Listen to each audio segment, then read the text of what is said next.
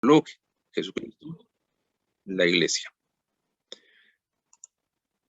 Capítulo 4, un corazón abierto al mundo entero. Ahí es donde el Papa dice, bueno, esa apertura se expresa justamente en el trato que tenemos con los demás, un trato de hermanos, la fraternidad que se debe vivir, y pone el caso particular de la migración. Ya hemos dicho que el Papa tiene pues ahí una sensibilidad muy particular. El capítulo 5, que es muy importante, habla de la política. La política debe ser un ámbito en el que se construya fraternidad, que desgraciadamente no es así, y está incluso bajo dos grandes amenazas que el Papa puntualiza muy bien. Esas amenazas que van en contra de la fraternidad son, por una parte, el populismo. Este capítulo es muy importante y yo pienso que debería ser objeto de estudio vamos a decir así, ¿no? Por parte de todos y por parte de ustedes que forman parte del obispado castrense y tienen a su cargo la educación a este nivel. Creo que es muy importante. Y la otra amenaza es la del neoliberalismo, o la del liberalismo consumista y materialista. ¿Cuál es la mejor política? Bueno, ahí viene una cuestión también interesante. No se trata solamente de criticar y rechazar lo malo, sino también proponer algo bueno. Y la mejor política será aquella que respete al otro en su dignidad de persona, que busque construir una fraternidad, y para eso la enseñanza social de la iglesia tiene pues un papel destacado. Vienen ahí nuestros capítulos, ya de eso hablaremos: diálogo y amistad social y caminos de reencuentro. Y finalmente, las religiones al servicio de la fraternidad en el mundo. Entonces, esos son los capítulos, y estos capítulos y el contenido de la encíclica se puede ordenar de la siguiente manera. En sus documentos, el Papa por lo común emplea el esquema ver, juzgar, actuar.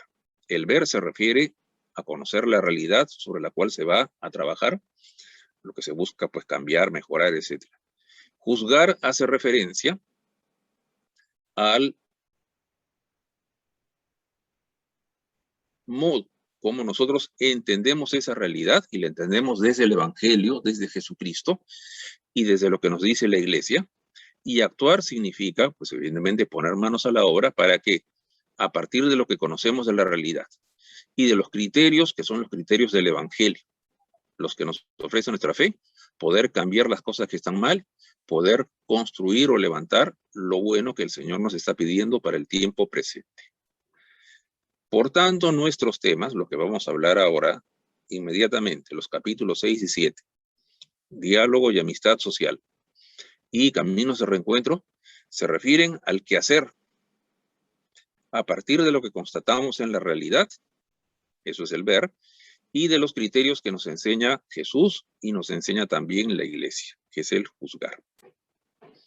Entonces, nos situamos dentro de lo práctico. ¿Qué tenemos que hacer ante esta realidad tan complicada en la que estamos viviendo? Y no es necesario, o no es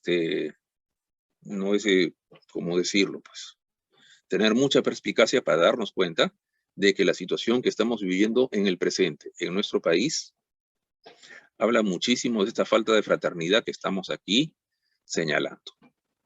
Bueno, ahora sí, pasamos a nuestros temas. Diálogo y amistad social. ¿Qué hacer ante un mundo infraterno? Ante un mundo donde no nos tratamos como hermanos, sino nos tratamos como enemigos, etc. Bueno, y el Papa propone lo siguiente, en este capítulo 6 al inicio: acercarse, expresarse, escucharse, mirarse, conocerse, tratar de comprenderse, buscar puntos de contacto. Todo eso se resume en el verbo dialogar. Para encontrarnos y ayudarnos mutuamente necesitamos dialogar. No hace falta decir para qué sirve el diálogo.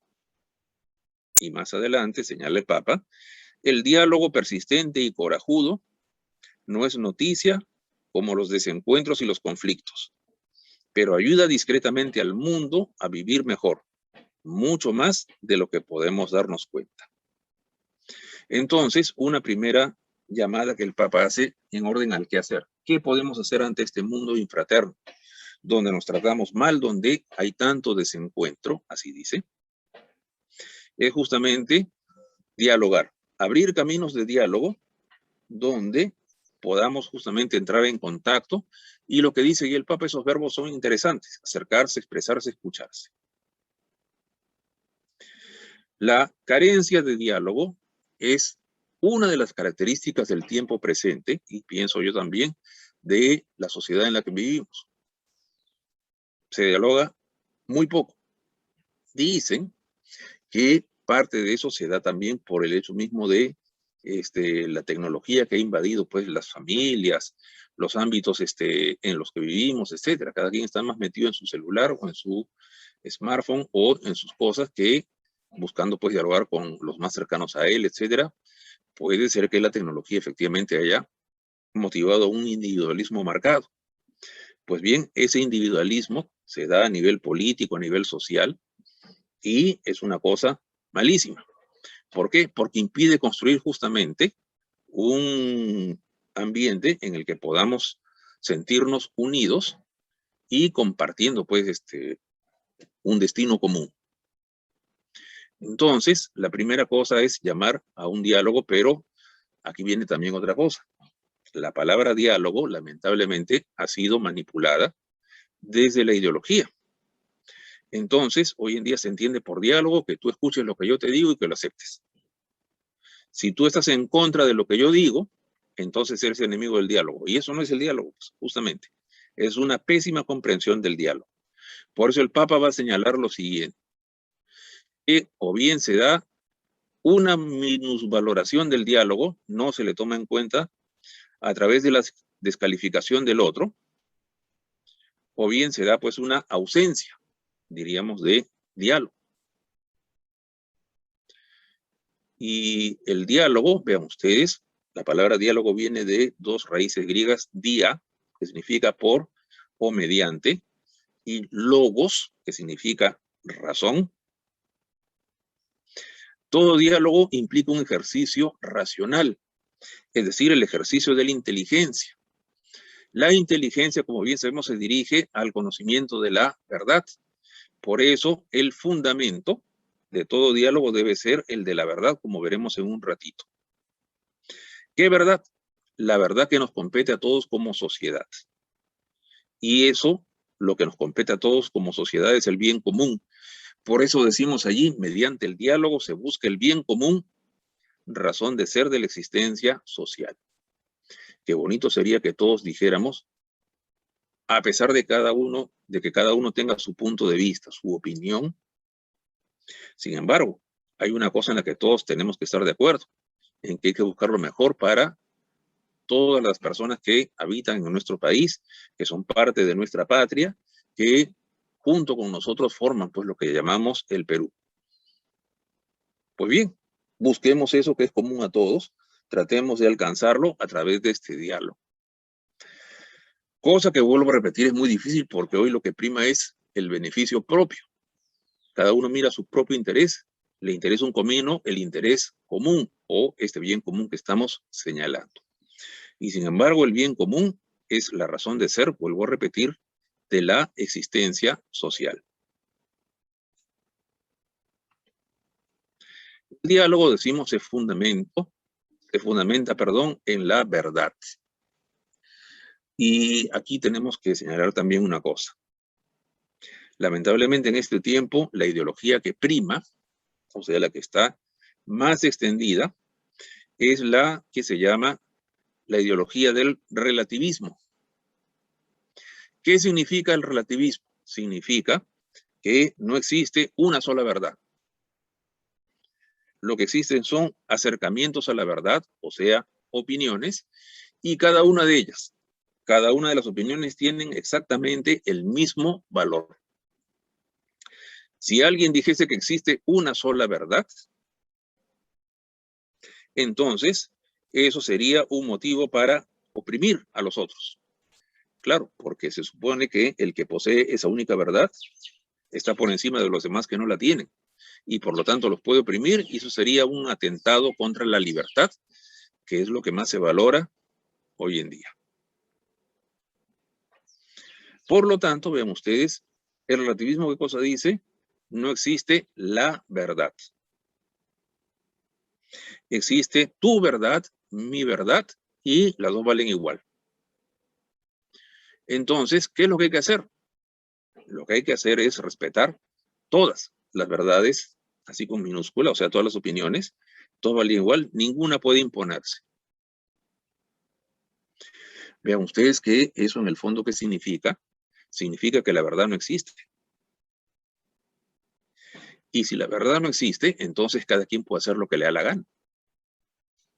Y si cada quien puede hacer lo que le da la gana, estamos viviendo en Babel, o sea, en la confusión, y seguramente primará aquella opinión o aquella forma de ver las cosas que se puede imponer, sea por el número, porque muchos pensarán o tendrán esa idea, o por la fuerza, porque hay justamente el medio coercitivo para hacer que todo el mundo acepte eso de allí. Ya, eso es nuestro mundo actual. Vean ustedes. La verdad no existe, más o menos como que se asume, entonces, ¿qué cosa es lo que vale? Lo que manda, lo que piensa la mayoría, ¿no? O sea, la opinión. Desde la época de Platón ya se entendía que la opinión no era una cosa válida, en el sentido que la opinión no podía ser la palabra definitiva, esto que los griegos llamaban doxa, sino que había que buscar la verdad última, porque era eso lo que permitía vivir conociendo la realidad y ajustando la existencia a la realidad, que era lo que también desde la filosofía platónica se llamaba la episteme. Nada de eso vale hoy día. Hoy en día vivimos en un mundo relativista, y el peligro del relativismo, que es un peligro cierto, es alimentado sobre todo por los medios. Entonces, es una cuestión que hay que saber tomar conciencia. La verdad existe, sí, la verdad existe. Y se trata de ajustar la propia existencia a la verdad. En el caso social, ¿cuál es la verdad? Bueno, vean ustedes que la verdad primera es aquella de la dignidad de la persona. Todo ser humano, por ser humano justamente, tiene una dignidad. Nadie se la puede quitar. Ni la mayoría, ni la fuerza, ni cualquier otro tipo de poder coercitivo. Y por lo tanto se trata de ajustarse a ese tipo de aproximación. Los medios lamentablemente ejercen un poder muy, muy negativo y son los primeros difusores, lamentablemente, pues, del relativismo. Ejemplos, miren ustedes los periódicos, miren la televisión y demás. Sigamos.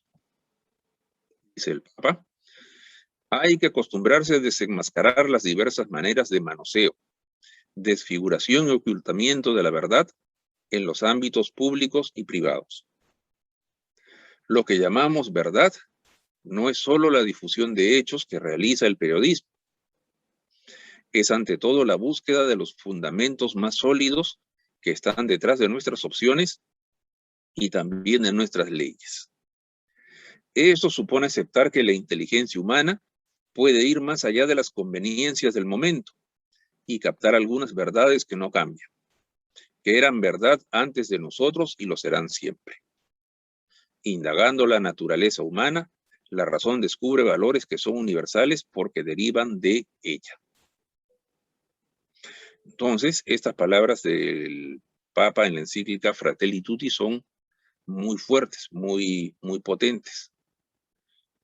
Y pienso que marcan una tarea para todos nosotros. Ustedes, desenmascarar las diversas maneras de manoseo, desfiguración y ocultamiento de la verdad.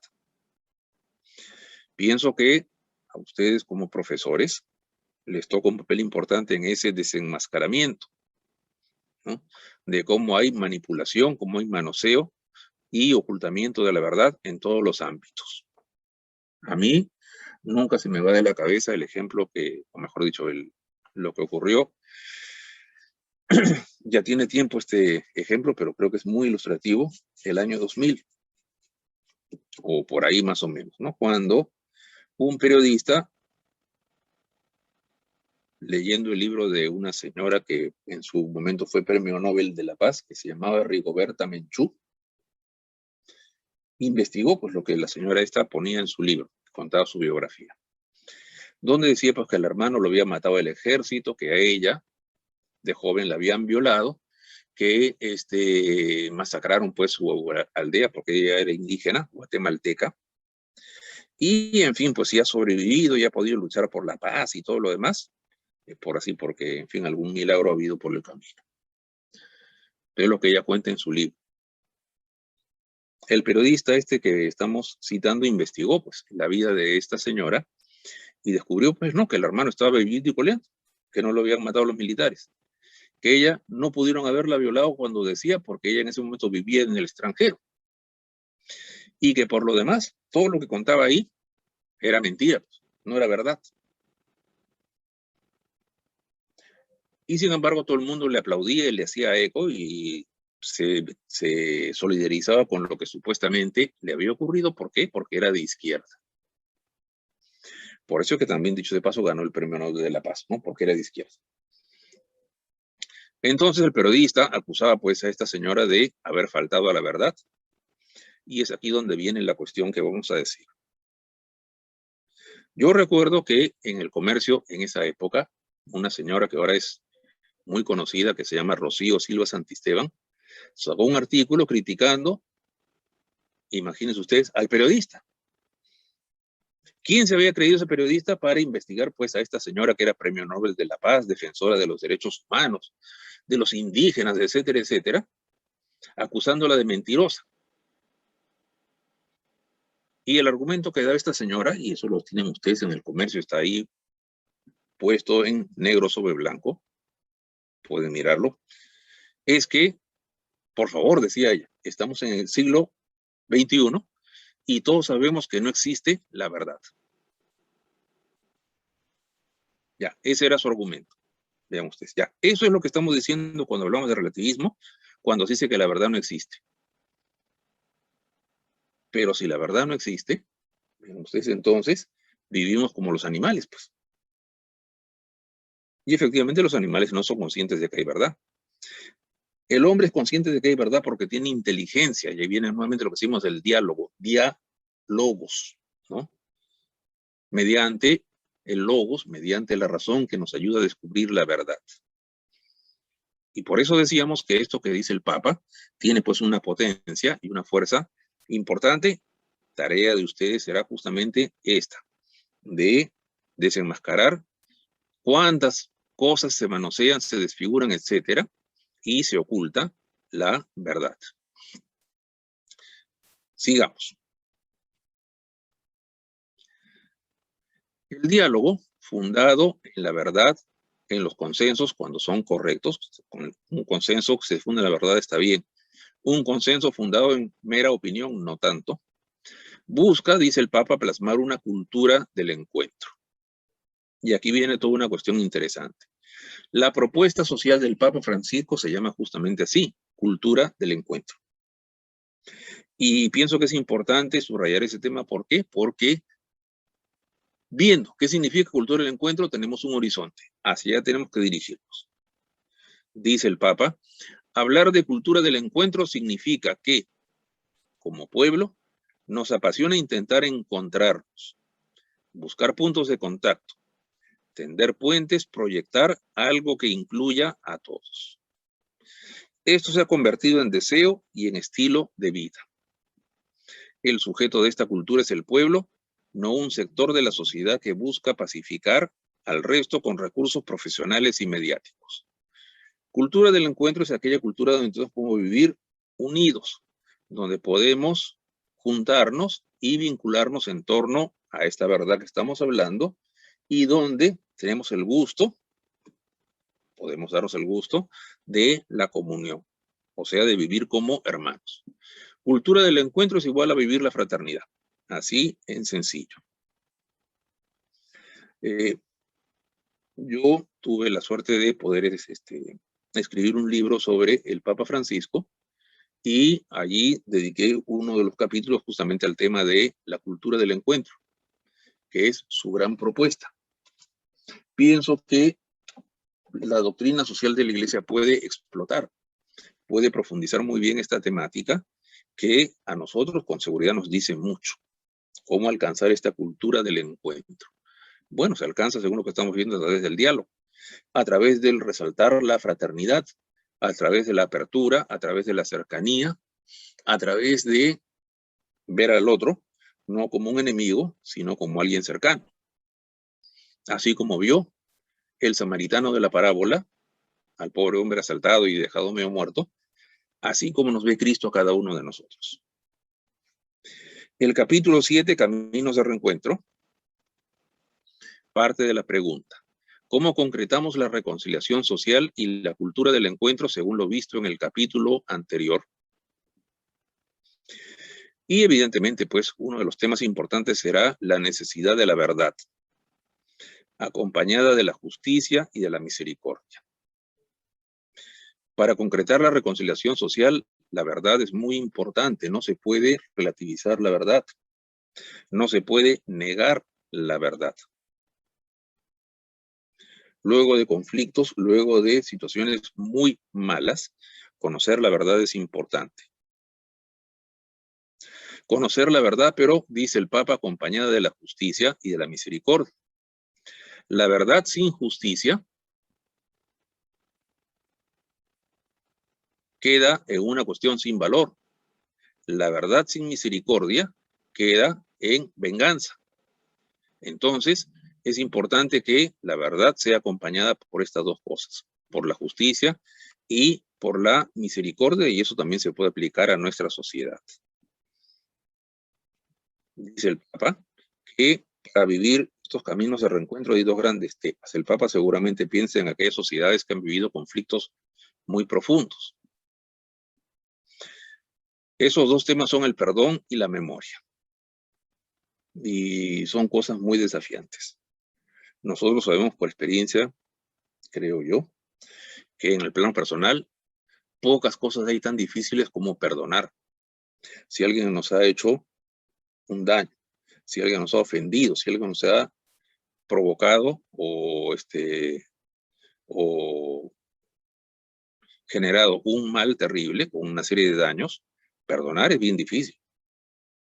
Estoy seguro de que lo que refleja justamente el carácter sobrenatural del cristianismo es esta particularidad de perdonar como una exigencia.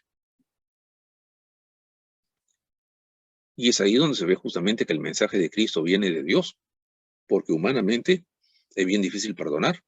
Vean ustedes que este tema del perdón en otras religiones, como por ejemplo el Islam, prácticamente no existe. Es una cosa muy interesante. Y es ahí donde se ve cómo lo cristiano supone pues esta cuestión pedida expresamente por el mismo Cristo. No te digo que perdones hasta 70 veces, sino hasta 70 veces 7. O sea, perdona siempre, es lo que le está diciendo Pedro. Perdónalos porque no saben lo que hacen, dice cuando está agonizando en la cruz. Y eso tenemos que vivir nosotros. Perdonar, dice el Papa, no quiere decir permitir que sigan pisoteando la propia dignidad y la de los demás, o dejar que un criminal continúe haciendo daño. Quien sufre la injusticia tiene que defender con fuerza sus derechos y los de su familia, precisamente porque debe preservar la dignidad que se le ha dado, una dignidad que Dios ama. El perdón no puede permitir el mal. El perdón lo que hace es no poner el mal primero y permanentemente, sino echarlo en el saco de la misericordia para que la realidad ya no sea la del odio y la de la venganza, sino del amor que Dios quiere. Y hay que reconocer que eso es muy, muy, muy difícil. Pero de eso se trata. Ser cristiano es asumir pues también lo difícil, no solamente lo bonito, lo fácil, no lo difícil. Y esto es una cosa difícil, pero necesaria. La memoria, que significa tomar en cuenta y tener ante nosotros lo ocurrido. Pero esto también es una cosa muy complicada y requiere pues toda una preparación y un ejercicio de virtud muy grande. Memoria significa recordar, pero no para vengarse, porque ese es justamente el problema, sino para no repetir el mal que se ha producido. Muchas veces la memoria está asociada con la venganza y es una actitud muy, muy nuestra. ¿Quién no sueña pues a veces con vengarse de lo que ha sufrido por parte de otro? Ahí viene el perdón, pero también recordar que si se produjo tal o cual situación mala, no hay que volver a caer en lo mismo. Es fácil, dice el Papa, hoy caer en la tentación de dar vuelta a la página diciendo que ya hace mucho tiempo que sucedió y que hay que mirar hacia adelante. No, por Dios. Nunca se avanza sin memoria. No se evoluciona sin una memoria íntegra y luminosa. Necesitamos, dice, mantener viva la llama de la conciencia colectiva, testificando a las generaciones venideras el horror de lo que sucedió, que despierta y preserva de esta manera el recuerdo de las víctimas para que la conciencia humana se fortalezca cada vez más contra todo deseo de dominación y destrucción. Yo pienso que este tipo de cuestiones que dice el Papa aquí en esta encíclica, y por eso me parece tan actual, tan importante, nos ayuda a categorizar una serie de cosas. Nosotros hemos tenido, por ejemplo, una comisión de la verdad y de la reconciliación. Tenemos ahora un museo que se llama el Lugar de la Memoria. Y les invito a hacer el siguiente ejercicio. Si esa comisión de la verdad y de la reconciliación se ajusta a la verdad que estamos hablando aquí, que el Papa reclama, o a la reconciliación que el Papa reclama, o si lo que se dice en el famoso museo este del Lugar de la Memoria se ajusta a lo que dice aquí. La impresión que yo tengo en particular es que son lugares o instancias de avivamiento, de rencores, de venganzas políticas y de realidades que, lejos de contribuir a la unidad y a la fraternidad, son justamente lo contrario. Y eso se constata simplemente con la manera como se plantean ellos mismos. Yo pienso que no hay ningún misterio en eso. Lejos de promover la unidad o la reconciliación, como se dice, lo que promueven es seguir manteniendo viva la llama de la venganza, del odio y el rencor hacia una determinada parte de la población que ni siquiera es el principal actor de estos sucesos nefastos que hemos vivido durante casi 20 años. Entonces, eso pienso yo, es justamente la manipulación ideológica de estos términos profundamente cristianos. Verdad, reconciliación, memoria. Y bueno, evidentemente, pues de perdón no se habla, pero ni jota, ¿no? De perdón no se habla, pero ni jota. La comisión no se llama la Comisión de la Verdad y del Perdón, ¿no? El lugar de la memoria no se llama el lugar del perdón, para nada. Vean ustedes cómo allí hay justamente la exclusión de lo más propiamente cristiano, porque en el fondo no les interesa, pues. Sigamos. El perdón, dice el Papa, no implica olvido. Decimos más bien que cuando hay algo que de ninguna manera puede ser negado, relativizado o difuminado, sin embargo podemos perdonar. Y ese es el desafío que tenemos, pues, porque, valgan verdades, perdonar es muy difícil. Pero lo que es imposible para los hombres es posible para Dios. Con su gracia y con nuestra cooperación podemos vivir esto que se nos ofrece como alternativa. Cuando hay algo que, dice el Papa, jamás debe ser tolerado, justificado o excusado, sin embargo podemos perdonar. Cuando hay algo que por ninguna razón debemos permitirnos olvidar, sin embargo podemos perdonar. El perdón libre y sincero es una grandeza que refleja la inmensidad del perdón divino. Si el perdón es gratuito, entonces puede perdonarse aún a quien se resiste al arrepentimiento y es incapaz de pedir perdón. La dimensión liberadora del perdón es algo que conocemos nosotros a través del sacramento de la reconciliación. Hay también una dimensión, vamos a llamar así, pues, social de este perdón, que todavía no experimentamos lamentablemente, pero que es importante tomar en consideración y enseñarlo. Dos últimos temas que se tocan en este capítulo 7 son la guerra y la pena de muerte.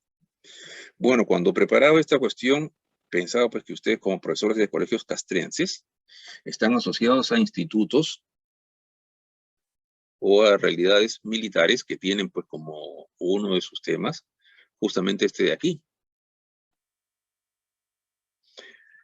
Por lo tanto, se trata de una cuestión hasta cierto punto delicada.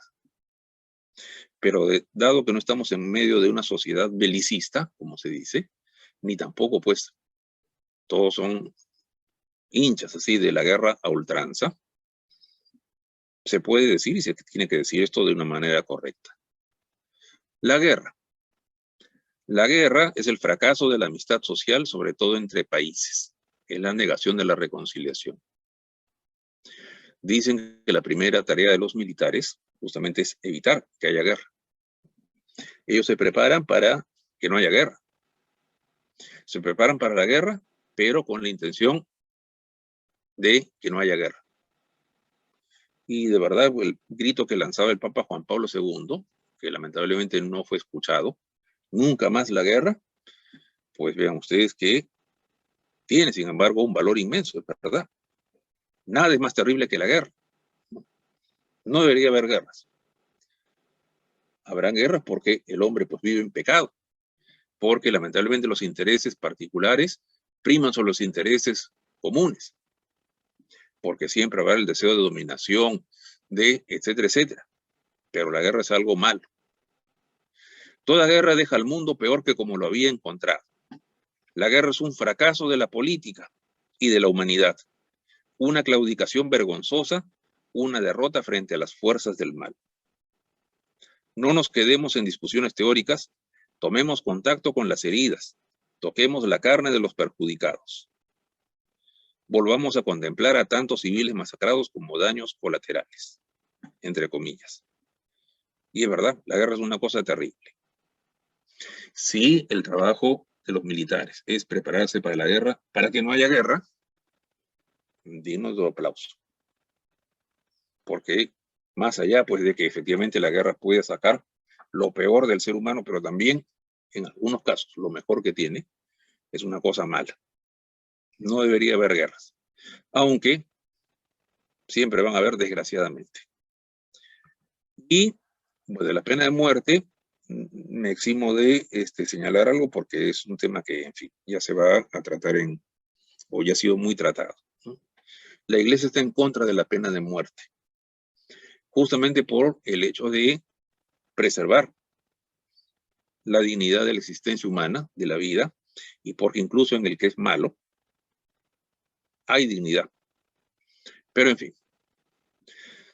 Ahora, ¿qué nos dicen todas estas cosas a nosotros? Y con eso vamos terminando. Bueno, ofrezco aquí unas pinceladas como alternativas de lo que vendría a ser o debería ser nuestra tarea. La tarea de ustedes, sobre todo que son profesores que trabajan con los chicos y tienen pues una labor de formación respecto de ellos. Efectivamente, nuestra tarea, me incluiré pues allí, es la de formar personas, enseñarlos a ser plenamente humanos y plenamente cristianos. Más bien, para ser plenamente humanos, deben ser plenamente cristianos. Hay una vocación humana del cristiano y una vocación cristiana del ser humano, como recordaba el Concilio Vaticano II. Por eso, porque tenemos que formar personas y esa formación implica pues el ser plenamente cristianos, es importantísimo formarlos cristianamente en los asuntos temporales, sociales políticos, etc. Todo ser humano vive en sociedad. Los chicos que hoy en día formamos, que son sus estudiantes, sus alumnos, van a ser los ciudadanos del mañana. Ellos serán los encargados de construir esta sociedad cada vez más fraterna y reconciliada que todos queremos. Ellos son los que van a configurar y conformar esta fraternidad, pues que se basa no en cosas puramente humanas o horizontales, sino que deberían basarse pues en la relación con Dios, que es el Padre de todos. Una sociedad en la que tenemos como hermano a Jesucristo. Y por eso es importantísimo formarlos cristianamente. Formarlos cristianamente, ¿qué significa? Significa formarlos no solo en valores. Hoy en día está de moda, pues ustedes que son pedagogos saben perfectamente eso. La formación en valores. Formarlos sobre todo en virtudes. Yo nunca he escuchado, ustedes de repente me pueden corregir, que se hable en las propuestas educativas, etcétera, de virtudes. Y sin embargo, esto es importantísimo, porque el valor es la cualidad, pues, o sea, el bien objetivo al cual se apunta, pero la virtud es lo práctico. Y enseñarles en lo práctico a ser virtuosos, es decir, hábitos, ¿no es cierto?, que apuntan a la vivencia del bien, ya, eso se ve bien poco.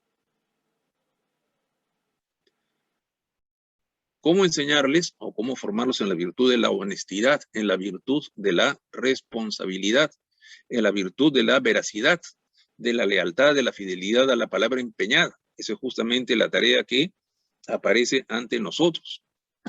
Eso significa formar personas, no solamente hablarle de los valores, porque eso puede ser teoría, sino de formarlos en virtudes, hacer que nuestros chicos sean personas virtuosas mediante la práctica habitual, hábito, ¿no es cierto?, del bien. En un ámbito relativista esto es bien difícil, pero creo yo que esa es la tarea. Y en el ámbito político, la formación supone por una parte el conocimiento. ¿Qué significa una sociedad? ¿Qué significa el bien común? ¿Qué significa solidaridad? ¿Qué significa subsidiariedad? Etcétera, etcétera. Y supone también la práctica de virtudes. No es un escándalo, por ejemplo, que en las elecciones del año pasado, en la primera elección, un 35% de la gente no fue a votar porque o tenía miedo del coronavirus o estaban en la playa. Eso es un escándalo, vean ustedes. Es un escándalo terrible, ¿por qué? Porque ahí se nota la falta pues de virtud o de virtudes cívicas que podríamos llamar. O sea, la cuestión social, la preocupación por una sociedad mejor, que se podría expresar de repente a través de un voto consciente, les importaba un pepín. Y prefirieron quedarse en su casa, pues viendo televisión o en la playa, pues sin regresar, se dan cuenta. Y no pocos de esos que no fueron a votar eran jóvenes. Vean ustedes, eran gente joven. Entonces, hay una cosa que ciertamente pues es terrible. Qué importante es en este sentido la formación cristiana, porque estoy completamente convencido de que una formación cristiana es mucho más valiosa que una formación no cristiana, indudablemente. Es necesario dar a conocer qué pone la Iglesia en cuestiones sociales. Por eso, el estudio de la encíclica Fratelli Tutti del Papa Francisco, creo yo, es muy, muy necesario. Y bajo esa perspectiva, recomiendo en particular el estudio de los capítulos que hemos visto aquí, el estudio de la difusión, y también del capítulo 5, que me parece ilustrativo y pedagógico hasta más no poder. En ese sentido, ¿qué propone la Iglesia en cuestiones sociales? Es un tema que debería, pues, seguramente, tratarse con la debida gravedad. Nos toca hacer, a todos los que tenemos una labor educativa, Formadores permanentemente formados, haciendo un paralelo con lo que dice el Papa San Pablo VI en su exhortación Evangelii Nuncianti, que hablaba de evangelizadores permanentemente evangelizados. ¿Sí? Ahora hay que decir que nos toca ser formadores de nuestros alumnos, de nuestros chicos, permanentemente formados. Nosotros debemos formarnos también para poder dar formación a otros. Eso significa, pues, leer los documentos de la iglesia, estudiarlos. Esta capacitación, pienso yo, que es una excelente ocasión para aplicar esto que estamos viendo y de esa manera dar nuestra contribución. Me van a perdonar que la última diapositiva que voy a poner aquí me ponga pues yo ahí al costado del Papa Francisco. Les había mencionado, les había contado que el año 2018 pude escribir un libro sobre el magisterio del Papa Francisco. Entonces aquí le estoy regalando el libro al Papa Francisco. El libro se llama, bueno, me olvidé cómo se llama, un ratito.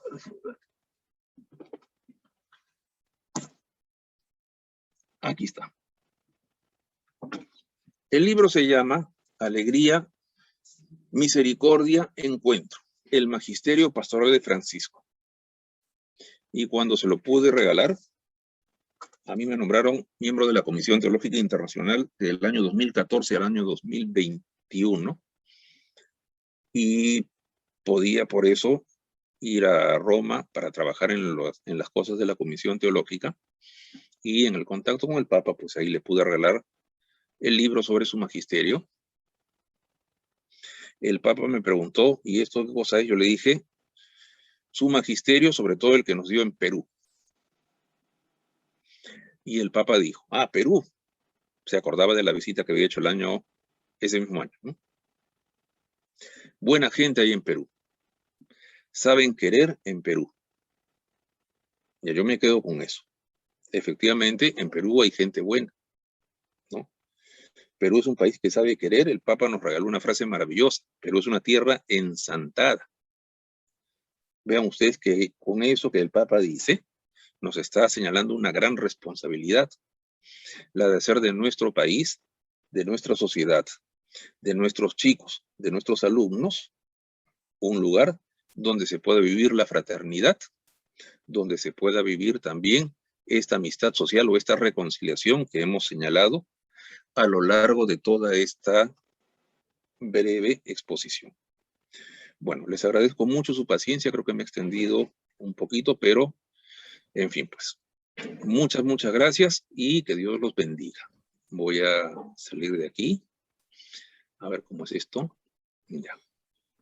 Doctor Gustavo Sánchez, desde la Oficina Diocesana de Educación Católica Castrense, de parte de nuestra directora Medalit, a quien usted puede ver ahí en pantalla, de todo este equipo de coordinadores y todos los docentes que en esta mañana nos acompañan, muchísimas gracias. Y estos aplausos virtuales, a ver, estimados docentes, le brindamos a nuestro querido ponente, el doctor Gustavo Sánchez, por ese tiempo, por esa disponibilidad, por esa ponencia magistral que en esta mañana nos ha dado y realmente nos ha clarificado muchas ideas que quizás hemos tenido de esta encíclica tan hermosa del Papa Francisco, que realmente es un regalo. Y doctor, permítame también citar nuevamente esa frase que usted nos acaba de decir, ¿no? Que seamos formadores permanentes y que estamos llamados a formar a otros, ¿no? Y sobre todo, qué gran misión, qué gran tarea que tenemos.